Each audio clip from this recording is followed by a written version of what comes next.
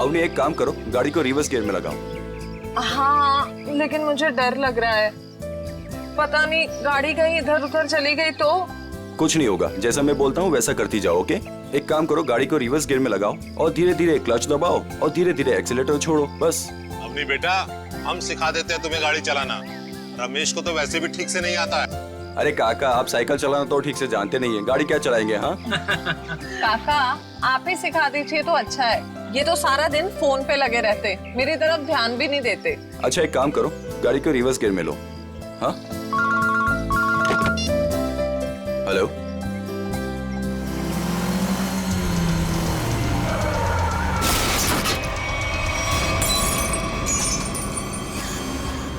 अवनी, ये तुमने क्या कर दिया? हाँ, बदबू कहां से आ रही है?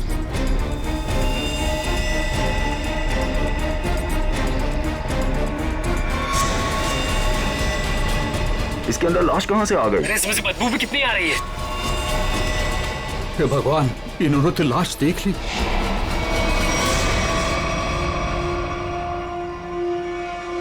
और उससे इतनी बदबू क्यों आ रही थी? घर आके बताती हूँ। बच्चों, मम्मी की बात सुनना चाहिए। हाँ? जाओ घर के अंदर जाओ।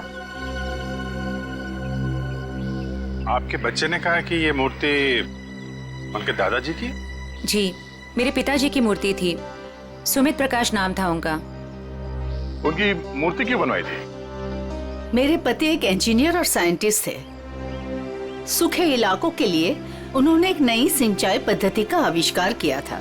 इसी से खुश होकर गवर्नमेंट ने उन्हें ये जमीन दान में दी थी।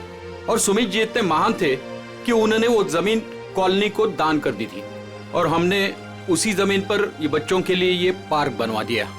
इसीलिए हमने उनके सम्मान में इस पार्क में उनकी मूर्ति लगवाई। देखिए, ऐसा लगता है कि किसी ने हाल में इस लाश को मूर्ति में छिपाया है। हाँ, कुछ महीनों पहले। आप लोग बता सकते हैं कि मूर्ति यहाँ कब लगाई गई थी? क्योंकि शायद लाश को उसी वक्त अंदर रखा गया था। ये क्या कह रहे हैं सर? ऐसा हो ही नहीं सकता। सुमित जी जिस साल गुजर गए उसी साल ये मूर्ति वहां लगवाई गई थी। कम से कम 39 साल हो गए। 39 साल पहले? तो ये हो सकता है कि जब हाल फिलहाल में मूर्ति बदली गई हो या फिर इसकी मरम्मत की गई हो, तब ये लाश इसमें डाल दी गई हो। जी नहीं, जब से ये मूर्ति लगवाई गई है तब से ना इसकी मरम्मत हुई है और ना इसे बदला गया। ऐसे कैसे हो सकता है? कुछ महीनों पहले मरे हुए आदमी की लाश इतनी पुरानी मूर्ति के अंदर कैसे हो सकता है? शायद ऐसा हुआ हो कि रात के अंधेरे में ये काम हुआ हो और आप लोगों को पता नहीं चला। पूर्वी, जरा वॉचमैन से पता कर। सर, इस कॉलोनी में करीब 200 फैमिलीज रहती है। अगर किसी ने रात को पुतला बदला होता, किसी ने तो देखा होता, लेकिन यहाँ तो किसी ने कुछ देखा ही नहीं। तो फिर ये लाश मूर्ति के अंदर आई कैसे? सचिन, 39 साल पहले ब्रॉन्ज की मूर्ति खड़ी की गई हो, तब से लेकर आज तक ना किसी ने उसकी मरम्मत की, ना उस मूर्ति को बदल दिया। हाँ सर, 1976 की बात है सर।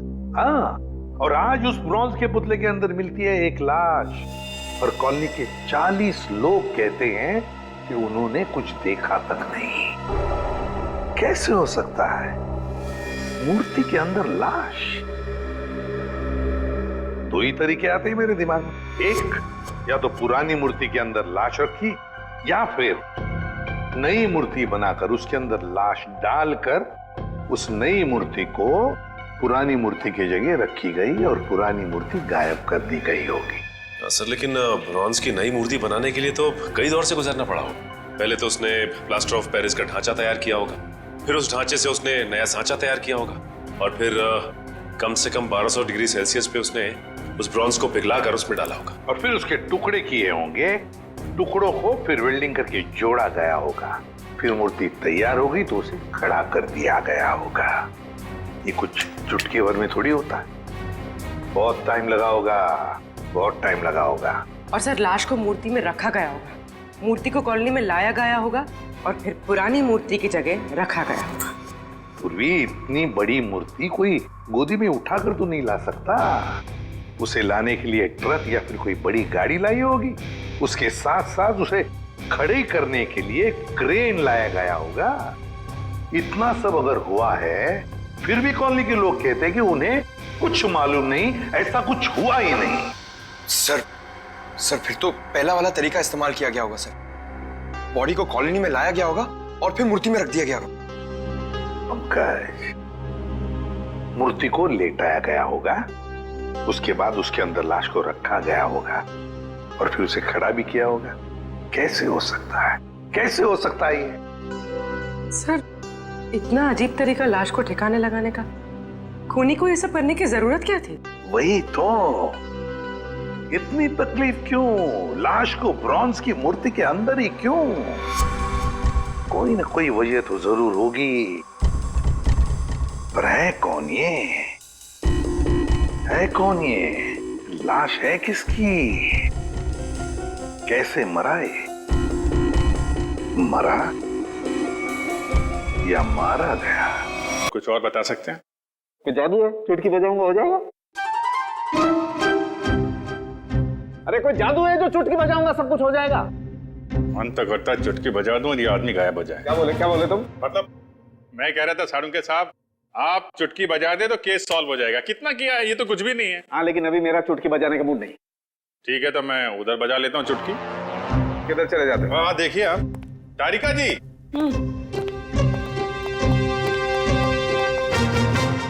कुछ मिला आईडी वाईडी आपको? ना आईडी ना वॉलेट, कुछ नहीं। और ये कपड़ों की हालत देखो। भाई साहब बज गई चुटकी। लेकिन मैं आपको एक चीज बता सकती हूँ। अरे वाह, अब बजी चुटकी। मुझे मालूम था तारिका जी, आप मुझे कभी निराश नहीं करेंगे। बताइए। मैं आपको ये बता सकती हूँ कि ये लाश कितने समय तक उस मूर्ति में थी। अच्छा, कितने समय से? ये लाश ब्रॉन्ज की मूर्ति में बंद थी, वातावरण के प्रभाव में आए बिना। कुछ टेस्ट के बाद ये पता चला है कि 2 महीने से ये लाश उस मूर्ति में बंद थी। ओह, मतलब इस आदमी का खून 2 महीने पहले हुआ है? लगता तो ऐसा ही है। लेकिन सर, किसी ने इस लाश को देखा किसी ने उस मूर्ति में रखते हुए? किसी ने ट्रक को देखा कैसे नहीं? उस मूर्ति में वेल्डिंग कब और कैसे की गई? मुझे नहीं पता, मुझे नहीं पता, मुझे नहीं पता। ठीक है सर, मुझे लगता है लाश की गंध की वजह से सालूम के साहब का दिमाग खराब हो गया है। चलो एक बात तो ये पता चल गई कि मूर्ति नहीं है और किसी ने उसमें लाश रखी है। और कैसे सर? कैसे और कब का पता बाद में लगाएंगे। पहले ये पता लगाना है कि ये नई मूर्ति बनाई किसने।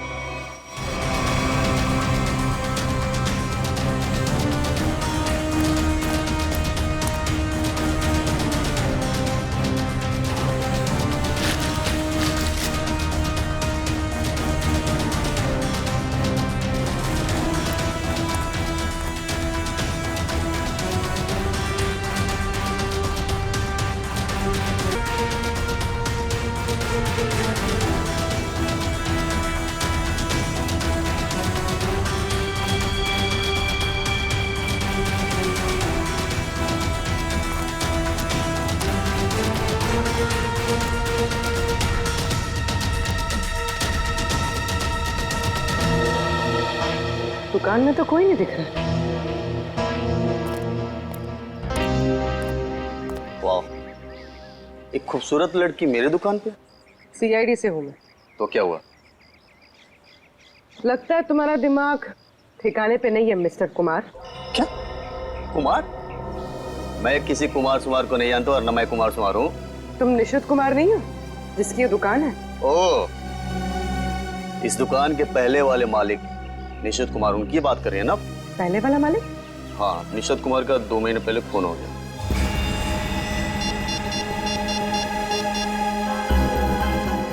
हेलो अभिजीत साहब।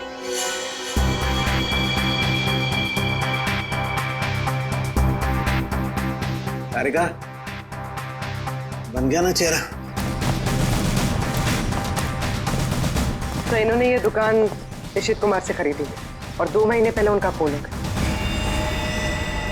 2 महीने पहले की वो लाश थी ना जो उस मूर्ति में से मिली? हाँ सर, लाश। हाँ लाश। आप ये बताइए कि निशित कुमार के बारे में और क्या जानते हैं आप? सर मुझे ज्यादा पता नहीं है। उनकी माली हालत भी ठीक नहीं थी और कई सालों से उनके पास कुछ काम भी नहीं था। उनके घर का एड्रेस देना। वो घर में अकेली ही थी। जब मैं बाहर से आई तो देखा चोरों ने उनका गला काट दिया था। शायद मैं यहाँ होती तो उनको बचा सकती थी सर। हम आपकी तकलीफ समझ सकते हैं अर्चना जी, पर क्या आप बता सकती हैं कि क्या क्या चोरी हुआ था? कुछ नहीं, चुराने के लिए आई ही क्या घर में? कुछ नहीं था और अब भी नहीं है। आपके पति जो मूर्तियां बनाते थे वो किनके लिए बनाते थे? मेरा मतलब है उनके क्लाइंट्स कौन कौन थे? मुझे पता नहीं, लेकिन उनकी सारी चीजें वो अलमारी में रखते थे। हम वो अलमारी देख सकते हैं? जी। अलमारी देख लो जरा।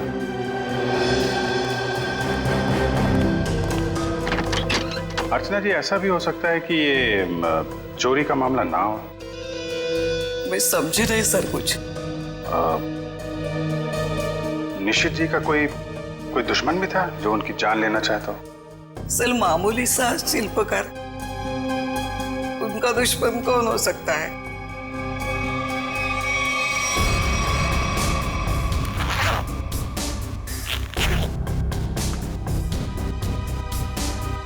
सर, हाँ बेट। इस फाइल में मूर्तियों की बहुत सारी न्यूज़पेपर कटिंग है सर। वो जो सारी मूर्ति बनाते थे ना, उसका सारा रिकॉर्ड इसी फाइल में रखते थे। और सर ये देखिए। तो ये मामला है, सुमित जी की मूर्ति भी इन्होंने बनाई थी 1976 में। अर्चना जी, मूर्ति बनाने वाले अक्सर अपनी बनाई हुई मूर्तियों का एक ढांचा अपने पास रखते हैं कि अगर मूर्ति टूट फूट जाए तो दोबारा बना सके। निशित जी भी ऐसा करते थे क्या? हाँ हाँ, उसके वो सारे ढांचे पिछले बाजू रखते थे। हम वो जगह देखना चाहेंगे।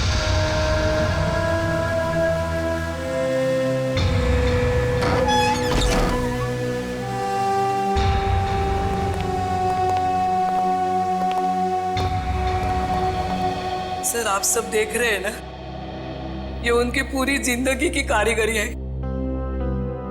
उन्होंने जितनी भी मूर्तियां बनाई थी उन सबका एक एक ढांचा यहाँ है।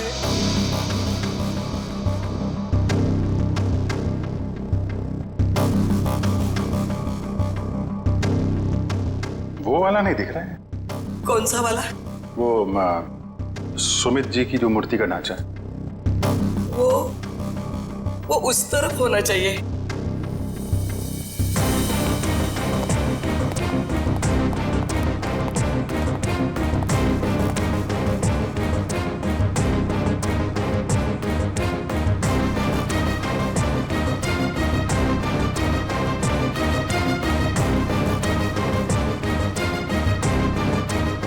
आप क्या देख रहे हैं?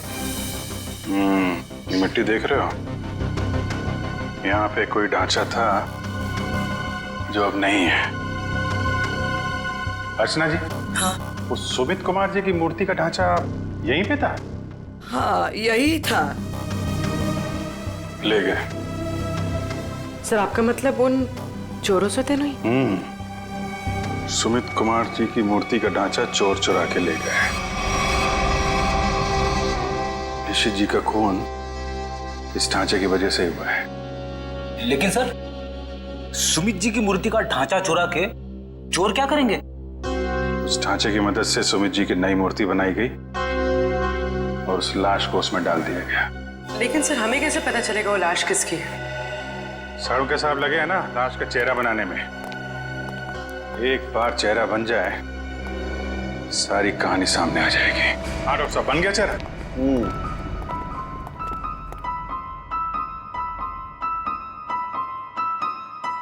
ये देखो बॉस, ये है वो मरा हुआ आदमी। क्या? ये कैसे हो सकता है? डॉक्टर साहब, ये क्या मजाक है? भाई साहब, मैं मजाक नहीं कर रहा हूँ, यही है उस आदमी का चेहरा, ऐसा ही दिखता है वो। मैं जानता था, मुझे बिल्कुल पता था ये कुछ ऐसा करेंगे जिससे सारा केस उलट जाए। क्या बात कर रहे हो यार तुम? मैं ऐसा क्यों करूंगा? क्या हो गया तुम्हें? अभिजीत, ये क्या कह रहे हो तुम? ये उसी आदमी का चेहरा है।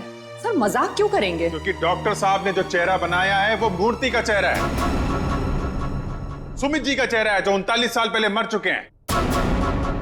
इस चेहरे में सिर्फ मूंछ लगाना बाकी है। क्या बात कर रहे हो?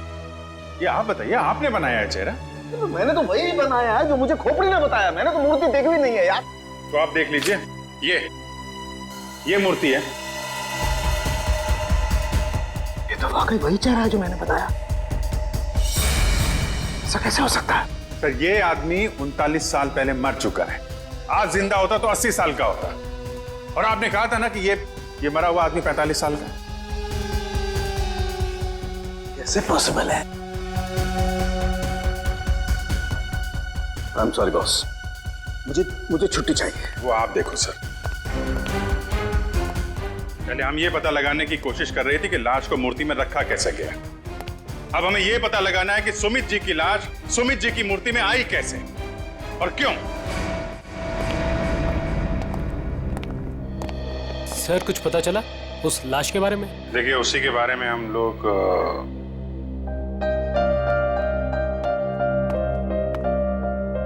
बच्चों, हमें आपकी नानी और मम्मी से कुछ जरूरी बात करनी है, और बातें ऐसी हैं जो आप लोगों को नहीं सुननी चाहिए।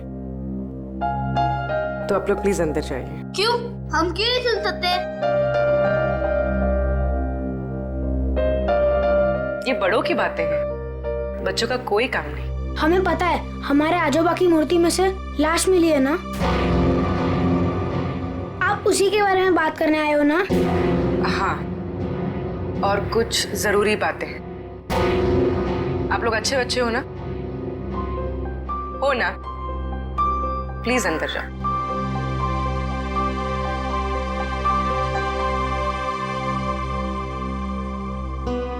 सर बताइए ना, क्या पता चला आप लोगों को? एक्चुअली इस केस की जांच को लेकर हम थोड़ी उलझन में हैं और हमें लगता है कि आप सुलझा सकती हैं इस उलझन को। कैसी उलझन? और मैं कैसे सुलझा सकती हूँ? दरअसल ये सब हमारे परिवार वाले जैसे ही हैं। जब से शादी करके आई हूँ, इसी कॉलोनी में रह रही हूँ। ये लोग सब कुछ जानते हैं। आपको जो कुछ भी कहना है इनके सामने कह सकते हैं। ठीक है। आपके पति सुमित जी को गुजरे हुए करीब 39 साल हो गए, है ना? लेकिन सुमित जी की मूर्ति में से हमें जो लाश मिली है वो सुमित जी की है।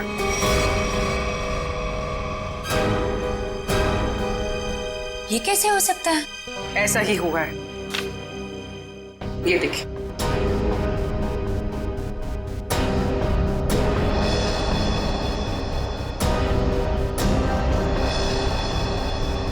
इतने यकीन के साथ आप ये कैसे कह सकते हैं? हाँ, ये हो ही नहीं सकता। जरूर कुछ भूल हुई है आप लोगों से। कोई भूल नहीं। ये एक साइंटिफिक मेथड है जिसमें लाश की खोपड़ी का चेहरा बनाया गया है, और यही चेहरा बना है सुमित जी का। लेकिन मेरे पिताजी की लाश कैसे आ सकती है? ये मुमकिन नहीं है। वही तो, लाश की उम्र करीब 45 साल की है। आपके पिताजी जिंदा होते तो 80 साल के ऊपर के होते हैं। अब बात यह है कि 80 साल का आदमी 45 साल का कैसे हो गया? ये मैं कैसे जान सकती हूँ? अब आपको नहीं पता तो हमें कैसे पता होगा? चेहरा तो बिल्कुल आपके पति का ही है। सर, उनकी मौत के बाद उनका अंतिम संस्कार मैंने ही किया था। अगर किसी ने लाश बदल दी हो या कहीं किसी तरह वो जिंदा भी होते तो वे 80 साल का इंसान 45 साल का हो ही नहीं सकता। वही तो, यही बात हमें परेशान कर रही है। अच्छा, आपके परिवार में कोई ऐसा आदमी था जो बिल्कुल सुमित जी से मिलता जुलता हो? नहीं, जब से मैं उन्हें जानती हूँ या जब से मेरी शादी हुई है, मैंने तो ऐसा किसी को नहीं देखा जो उनकी तरह दिख रहा हो। चूंकि उस मरे हुए आदमी का चेहरा हूबहू आपके पति से मिलता जुलता है और उन दोनों में कोई संबंध है या नहीं, ये जानने के लिए मालती जी हमें आपकी थोड़ी मदद चाहिए। कैसी मदद? अगर आपको बुरा ना लगे तो हमें आपका डीएनए उस मरे हुए आदमी से मिला के देखना होगा। यही एक तरीका है सच्चाई को जानने का।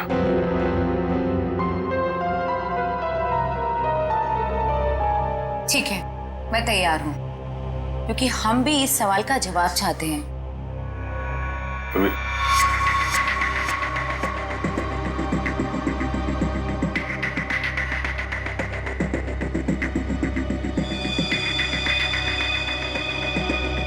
Thank you. हम फिर मिलेंगे, पर तब जब आपके साथ मिलेंगे। आता रेखा जी, डीएनए रिपोर्ट आ गई? पार्शियल मैच है। क्या पार्शियल मैच है? देखा, इसका मतलब सालू के गलत नहीं था बॉस। ये आदमी सुमित के परिवार का ही। बाप का डीएनए बेटी में भी है और इस मरे हुए आदमी में भी। निश्चित रूप से ये आदमी सुमित के परिवार का ही कोई है। अगर ये सुमित का रिश्तेदार है तो किसी ने इसे पहचाना कैसे नहीं?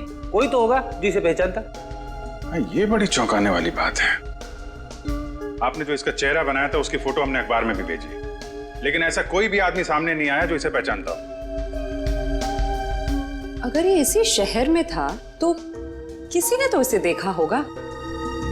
कोई तो होगा इसके पहचान वाला।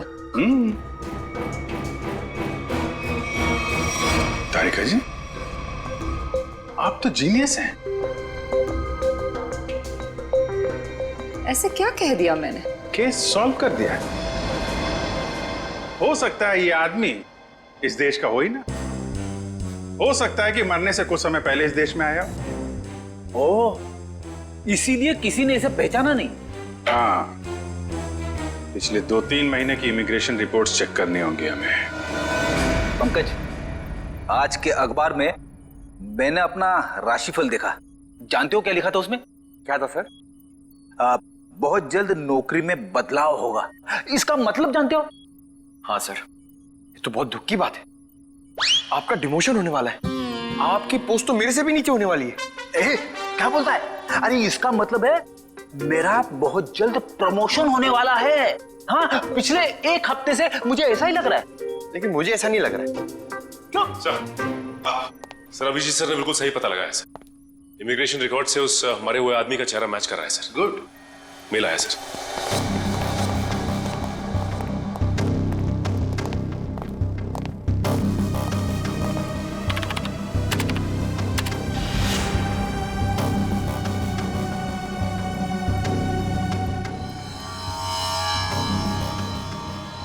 सचिन, ये तो बिल्कुल सुमित जैसे ही दिखता है। इसका नाम ब्रेंडन है, उम्र 45 साल और 2 महीने पहले यूके से आया था सर।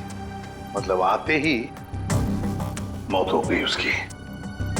सर इसका नाम तो अंग्रेजों जैसा है पर लगता है इंडियन है। इस ब्रेंडन का घर का पता, फोन नंबर कुछ है? हाँ सर, जरूर। पूर्वी, इस नंबर पे फोन करो। घर का ही फोन नंबर होगा ही। उसके माता पिता से बात करो, मगर सावधानी से। शायद उन बेचारों को पता भी नहीं होगा ब्रेंडन के साथ क्या हुआ है। और देखो बातचीत में कुछ पता चलता है क्या इस ब्रेंडन के बारे में। सर। हाँ सर, मैं सीआईडी छोड़ रहा हूं। अब और बर्दाश्त नहीं होता। मैं पागल हो जाऊंगा। क्यों? ऐसा क्या हो गया? इस केस में बहुत कंफ्यूजन है और सबसे बड़ी बात तो यह है कि वो आदमी अंग्रेज निकला। मेरा दिमाग फट जाएगा सर। मैं भी छुट्टी पे जा रहा हूं सालू के साथ। अभी जाओ, अभी जाओ, इसी वक्त। बोरिया भी सरा बांधो, निकल जाओ सीआईडी से। जाओ और कुछ समय बिताओ अपनी बीवी के साथ, शायद कुछ अकल आ जाएगी। जाओ। सर, आपका राशिफल तो सही निकला। नौकरी में बदलाव। मतलब आपका रेजिग्नेशन, इस्तीफा?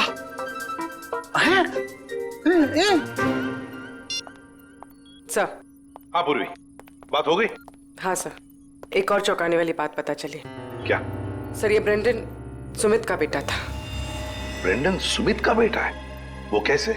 उसकी पहली शादी से। सुमित ने बियाट्रिस नाम की एक अंग्रेज औरत से 1970 में शादी की थी। बेटे को जन्म देते हुए वो औरत मर गई। बीवी की मौत के बाद उसका दिल टूट गया और वो अपने इस बेटे को लेकर इंडिया वापस आना चाहता था, लेकिन उसकी बीवी के घर वालों ने बच्चे को आने नहीं दिया। इसलिए बच्चे को नाना नानी के पास छोड़कर वो इंडिया आ गया।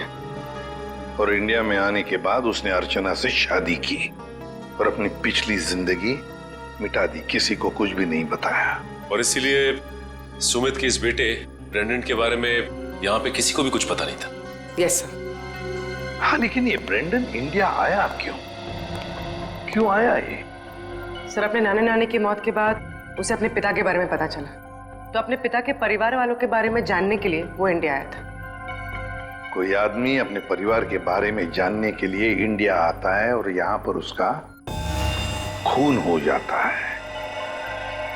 नहीं नहीं नहीं नहीं, ये कोई और ही चक्कर है। सर, अब इस ब्रेंडन के खूनी तक हम कैसे पहुंचेंगे? शुरू से शुरू करके। सॉरी सर, आपका मतलब क्या था? एयरपोर्ट से पंकज, एयरपोर्ट से। जैसे ब्रेंडन एयरपोर्ट पर उतरा, पता लगाएंगे वो कहां गया, कैसे गया, किससे मिला।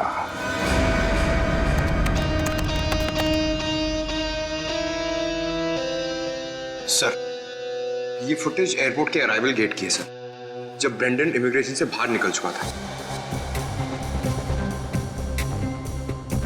सर, ये रहा ब्रेंडन, ये कैप वाला आदमी ब्रेंडन से मिलने आया? कैप की वजह से उसका चेहरा ठीक से दिख नहीं रहा। जरा जूम करो उस पर।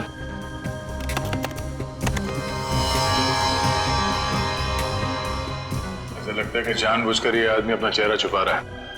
ये चाहता नहीं है कि उसका चेहरा कैमरे पे कैप्चर हो। आगे बढ़ो। सर, ये दोनों तो पार्किंग की तरफ गए। इसका मतलब इस कैप वाले आदमी की गाड़ी पार्किंग में है। एक काम करो, इन दोनों के बाहर निकलने से आधे घंटे तक जितनी भी गाड़ियां एयरपोर्ट के पार्किंग लॉट से बाहर निकली है, उन सब के डिटेल्स निकालो। पता चल जाएगा इस कैप वाले की कौन सी गाड़ी है। सर, वो आदमी ब्रेंडन को जब एयरपोर्ट की पार्किंग में लेके गया, उसके आधे घंटे बाद तक ये सारी गाड़ियां बाहर जाती रही सर। बस वे ठीक है, एक एक को फोन करो और पता लगाओ किस पैसेंजर को इन्होंने एयरपोर्ट से पिकअप किया और कहां जाके छोड़ा। हेलो जी, मैं सीआईडी से इंस्पेक्टर सचिन बोल रहा हूँ। अच्छा, ये बताइए कि 15 फरवरी को आपकी कार इंटरनेशनल एयरपोर्ट पे गई थी किसी को छोड़ने के लिए? आप क्या करने गए थे? किसी को छोड़ने गए थे? मिसेस आंचल कुमार। ओके पूर्वी। Okay okay. क्या? किसको छोड़ने गए थे? Peter Frank. अच्छा, ये कौन सी फ्लाइट से आए? ओके।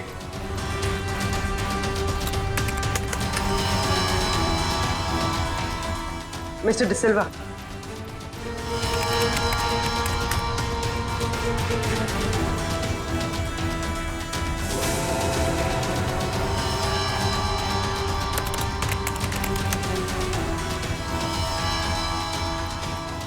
ओके पूर्वी, अब बचा है सिर्फ एक नंबर, ये VH 543259। और सर, ये नंबर किसी मिस्टर अनिल के नाम पे, जो कि लोनावाला के बंगलो पे रजिस्टर्ड है सर। लेकिन ये आदमी फोन नहीं उठा रहा है सर। फोन नहीं उठा रहा है? लगता है ये अनिल ही पिकअप करने आया था ब्रेंडन को एयरपोर्ट पर। सर, कहीं इस अनिल ने ही तो ब्रेंडन का खून नहीं किया? हो सकता है पूर्वी। एक बात तो पक्की है, इस अनिल का जरूर कोई ना कोई संबंध है ब्रेंडन के खून के साथ। सरकार के रजिस्ट्रेशन के हिसाब से अनिल जी का घर यही है। काफी पैसे वाला लगता है ये अनिल जी। इतना बड़ा बंगला, वो कार। लेकिन इस अनिल जी को ब्रैंडन से क्या काम पड़ गया? सर मुझे तो लगता है कि इस ब्रैंडन को इंडिया में कोई जानता ही नहीं होगा। ब्रैंडन को इंडिया में कोई जानता नहीं था तो ये अनिल एयरपोर्ट क्यों गया था उन्हें लेने? उसके बाद ये ब्रैंडन गायब कहाँ हो गया? कोई दरवाजा खोल क्यों नहीं रहा? जी कौन है आप लोग और क्या चाहिए? आपके मालिक अनिल जी से मिलना है। कहाँ है वो? वो नहीं है। आप क्यों पूछ रहे हैं साहब? देखिए बेमतलब परेशान मत करिए, नहीं तो अभी पुलिस को फोन कर देंगे। हम लोग सीआईडी से हैं। सीआईडी? सीआईडी कहाँ से?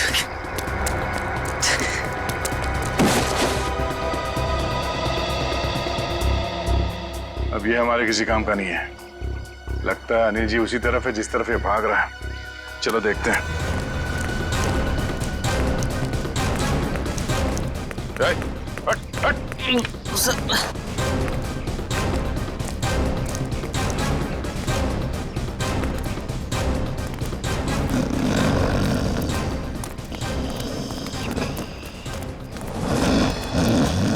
लगता है यही अनिल जी है।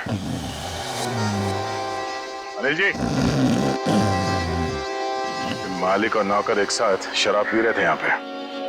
अनिल जी, अनिल जी, जी। हम ये जानने आए हैं कि कुछ महीने पहले आप ब्रेंडन को एयरपोर्ट से लेकर कहाँ गए थे? एयरपोर्ट? ब्रैंडन? मैं कुछ नहीं समझ पा रहा यार, क्या बोल रहे हो तुम? हम ये कह रहे हैं कि ब्रैंडन को लेके आप एयरपोर्ट से आए थे और ये हमने सीसीटीवी फुटेज में देखा है।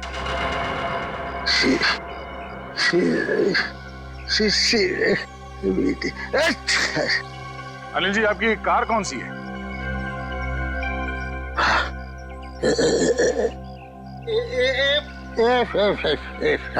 सच्चाई तो ये है कि ना तो ये बंगला आपका है और ना ही वो कार। हाँ? हाँ?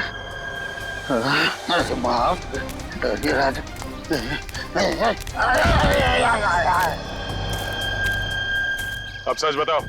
सर मैं कुछ नहीं जानता सर। मैं तो एक मामूली सा वॉचमैन हूँ सर, वॉचमैन। ये मेरा मालिक है ना, मालिक, उसने अपना बंगला और कार मेरे नाम पर कर दिया सर। ये मेरा कुछ भी नहीं है सर। तो फिर किसका है? सर मैं कैसे बोलूं सर, मेरी जान चली जाएगी सर। देखो तुम चिंता मत करो, कुछ नहीं होगा तुम्हें। सिर्फ ये बताओ किसने कहा था तुम्हें ये सब करने के लिए? क्या बात है, आप लोगों ने हमें यहाँ क्यों बुलाया? कुछ पता चला क्या? हाँ, एक चौंकाने वाली कहानी। ये कहानी हम आप लोगों को भी सुनाते हैं। इस कहानी को हम वहां से शुरू करते हैं जब सुमित जी को सरकार ने जमीन दान दिया था। उस जमीन में सिर्फ एक छोटा सा गार्डन नहीं था, बल्कि वो जमीन भी था जिसपे आज मॉल बना हुआ है आपके कॉलोनी के पीछे। लेकिन इस बात का पता हमें क्यों नहीं चला? क्योंकि आप लोगों से पहले कुछ और लोगों को पता चल गया। उन्हें यह भी पता चल गया कि सुमित जी अपनी पूरी जमीन को बच्चों के पार्क के लिए दान करना चाहते हैं, और ये बात उन्हें अच्छा नहीं लगा। उन्होंने सुमित जी को रोकना चाहा। जब सुमित जी नहीं माने तो उनका फोन कर दिया। क्या? जी हाँ, सुमित जी का एक्सीडेंट कोई एक्सीडेंट नहीं था। इसकी प्लानिंग की थी उन लोगों ने, और उन लोगों ने जमीन का एक छोटा सा हिस्सा आपके कॉलोनी को दिया और बाकी बिल्डर्स को बेच दिए। वो मॉल जहाँ पे खड़ा है वो जमीन। बिल्डर से मिले पैसे से ऐश कर रहे हैं वो लोग। उनके पास देश विदेश में बहुत सारे घर हैं, बंगलो हैं, ढेर सारी गाड़ियां हैं, और ये बात किसी को नहीं पता, उनके दोस्तों और परिवार वालों को भी नहीं। और सुमित जी का बेटा ब्रेंडन जब अपने परिवार वालों से मिलने इंडिया आया तो उसे भी मार दिया गया। क्यों, ये हमें मालूम नहीं। और फिर बेटे की लाश को पिता के मूर्ति में छुपा दिया। अब ये कैसे किया है ये हम जानना चाहते हैं। लेकिन वो कौन लोग हैं? यही हैं वो लोग। सच तो ये इसी कॉलोनी में रह रहे हैं, धोखे और खून से कमाए हुए पैसों पर ऐश कर रहे हैं, लेकिन हम उन्हें जानते हैं।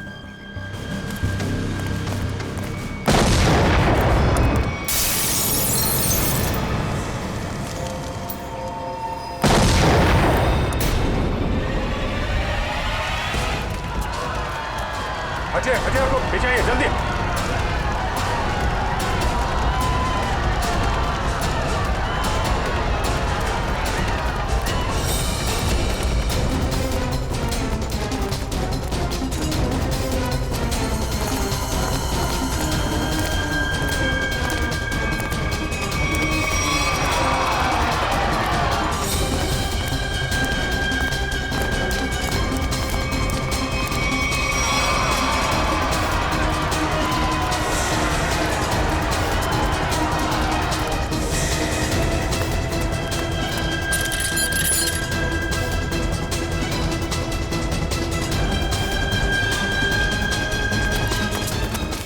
आनंद आनंद संभालना यार। अरे अरे क्या हो रहा है ये?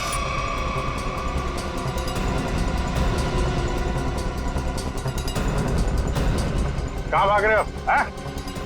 अरे सर उतारिए हम लोगों को। सर मर जाएंगे हम। सर नीचे उतारिए प्लीज। सर हमने तो तुम दोनों का नाम भी नहीं लिया था। हाँ मगर तुम लोगों के लोनावले वाले बंगले पे गए थे हम लोग। नीचे उतारिए ना। अरे तुम लोग तो वैसे ही गिरे हुए आदमी हो। सुमित जी और ब्रेंडन का खून किया तुम लोगों ने। नहीं सर। वैसे हमें पता चल गया, तुम लोगों को मालूम पड़ गया था कि तुम्हारे करतूत के बारे में हमें पता चल गया। सर नीचे उतारिए प्लीज। इसलिए कॉलोनी वालों की जान को नुकसान पहुंचा है। हाँ? और अब उसका भगदड़ का सहारा लेके भाग रहे तुम लोग। सर उतारिए हमें। सर नीचे उतारिए प्लीज। नीचे उतारिए ना मर जाएंगे सर। सर नीचे उतारिए ना। जोर से।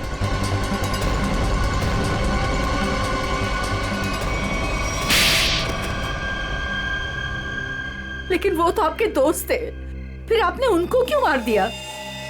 क्योंकि इनके लिए पैसा दोस्ती से ज्यादा मायने रखता है। लेकिन ब्रेंडन को क्यों मारा? सर एक्चुअली हम उसे मारना नहीं चाहते थे। हम उसे एयरपोर्ट से सीधा हमारे खाली पड़े हुए फ्लैट पे लेके गए।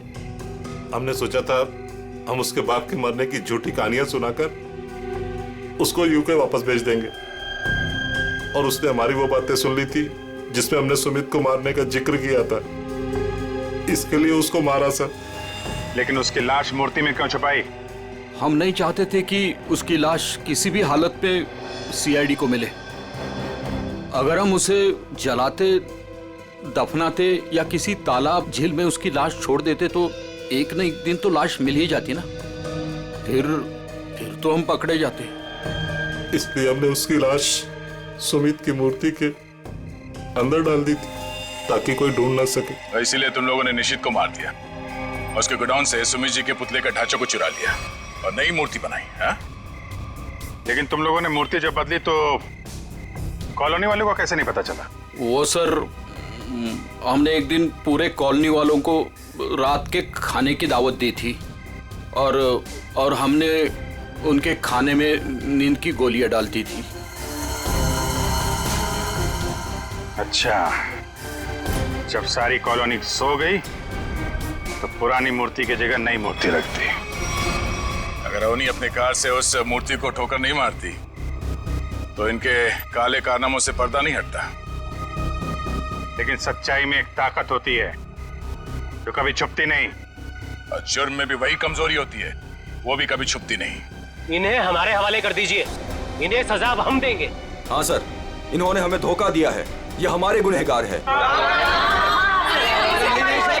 नहीं सर, हमें अरेस्ट कर दो, ये लोग मार डालेंगे। हमें अरेस्ट कर लीजिए सर। तुम्हें सजा देने का हक अगर हमारे हाथ में होता तो हम तुम्हें इनके हवाले कर देते। हमारे हाथ बंधे हुए हैं, वरना निखिल, पंकज ले जाओ इन्हें।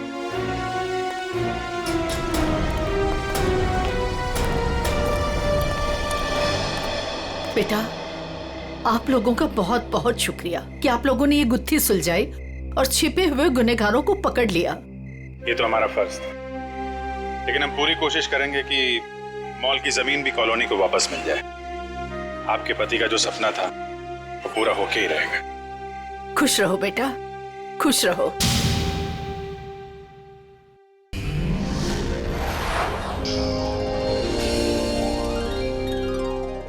ऐसे और भी मजेदार वीडियो के लिए हमारे चैनल को लाइक, शेयर और सब्सक्राइब करें।